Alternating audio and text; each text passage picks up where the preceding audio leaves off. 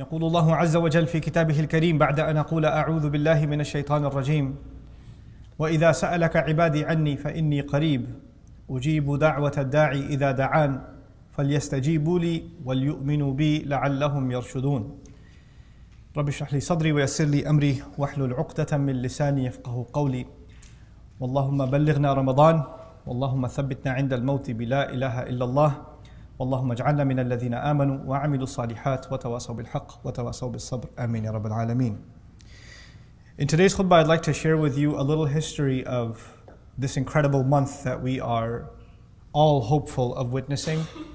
I want to start by praying to Allah Azza wa Jal that Allah allows all of us to benefit as much as we possibly can from this coming month, and that He makes it a means for our continued guidance, our forgiveness.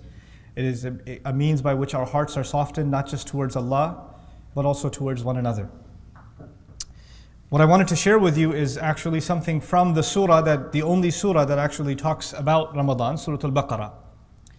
And where this ayah is mentioned, or the ayat about Ramadan are mentioned, are actually a progression that was mentioned something much before then. This discussion actually begins with Adam alayhi salam himself. Adam alayhi salam, this incredible creature that Allah made, that He even commanded the angels because of His creation to make sajda.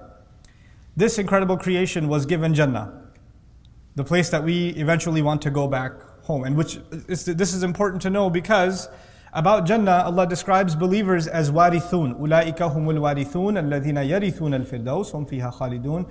That people that will go back to heaven are actually gaining heaven or Jannah as inheritance. Inheritance means your ancestors owned it. That's what that means.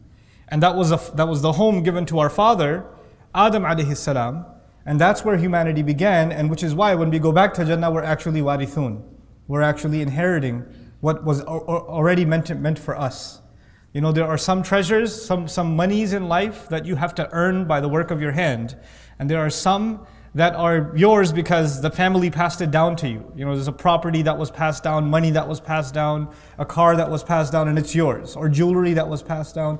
Jannah is a bit of both. It is meant for us because it was given to our father, and we cannot get it without work. It's kind of both things at the same time. But in any case, Allah Azza wa Jal gave this amazing gift to Adam alayhi salam and used to speak to Adam alayhi salam directly. He gave him advice directly. He told him to eat freely, He told our mother and our father, both of them, that they can have whatever they want in this Jannah. You all know the story, except for this one tree.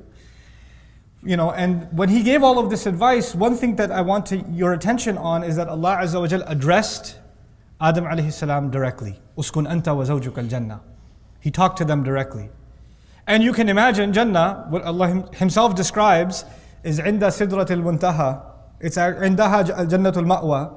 Jannah is very high up. Like the earth this worldly life is called dunya. Dunya in Arabic comes from the word adna. It's the feminine form of low, and it actually means the lowest possible life you can have. You can only get higher from here, and the higher is actually Jannah. It's the highest. It's right under the arsh of Allah in one ayah and described in Surah Al-Najm. It's right in that proximity. So what I'm trying to get at is, not only is Adam alayhi salam speaking with Allah and Allah is speaking with him, he's very close to Allah. One of the great marvels of Jannah isn't just the trees and the food but actually the closeness to Allah Himself subhanahu wa ta'ala. That's a remarkable gift of Jannah. And yet Adam alayhi salam made a fatal mistake. The waswasa of shaitan was successful. His whisper was successful. And the mistake took place. And a lot of people misunderstand and think that as a result, Adam alayhi salam was punished. And the punishment was that he will be sent all the way down to this planet, Earth. That's how life here began for human beings. Adam alayhi salam was sent here as a punishment. When you study the surah and the Quran carefully, you discover that actually Adam alayhi salam was not sent here as a punishment. That's actually a common Christian view. That this life is a curse, and man is paying for the original sin and all of that. We actually believe kullu mawludin yuladu ala al-fitrati. Every human being is born on a predisposed goodness. And as a matter of fact, even describing this earth within the context of the story of Adam, Allah Azza wa Jalla says about this life on this earth, He says, وَجَعَلْنَا لَكُمْ فِيهَا مَعَايِشْ قَلِيلًا مَا تَشْكُرُونَ. He put a lot of things here for you to make sure you can live really well. You're so little that you're grateful. Like, Allah didn't describe this earth as a punishment, He described this earth as something marvelous and beautiful. As a matter of fact, the more you study Quran, the more you appreciate the creation around you. He'll describe the beauty with which He made a camel, or the mountain, or the sky, or the tree, or the food that you eat, or even the wrappings of the food. وَالنَّخْلُ ذَاتُ الْأَكْمَامِ. In other words, Allah did not make this world ugly. He made this world beautiful. And He made this world a means of sustenance for us so that we could become grateful. In many places in the Quran, you'll learn that a lot of the gifts of this world, one of their purposes is to remind you, if this is so beautiful, I imagine what the original home was like. Like, it's supposed to remind you of the original, meaning Jannah. It's a preview. Even though Jannah is beyond our imagination, but there are some things in common, isn't it? Allah will talk about trees in Jannah. How would you and I know what a tree is if Allah didn't give us trees in this earth? He'll talk about rivers, He'll talk about milk, He'll talk about honey, He'll talk about, the flesh of birds. He'll talk about these things. You would never appreciate those things if you didn't have some taste of it here.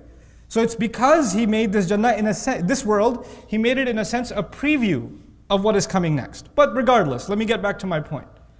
The point is, Adam alayhi salam used to be very close to Allah.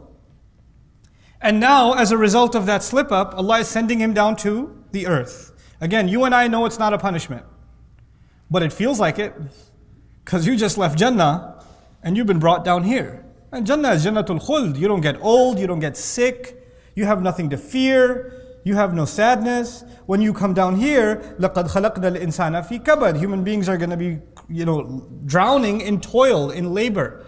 They're going to be hungry, they're going to be sick, they're going to get weak, they're going to have to work. They can't just be fed without any problem. This world is just full of problems. That's what it comes with. As beautiful as it is, it's not easy. Every one of us has struggles in life.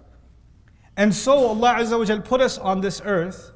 And one of the worst things about it that you can imagine Adam alayhi salam feels is that he used to be so close to Allah, and now he's so far from Allah. He was so highly ranked and dignified that even the angels were commanded to do sajda.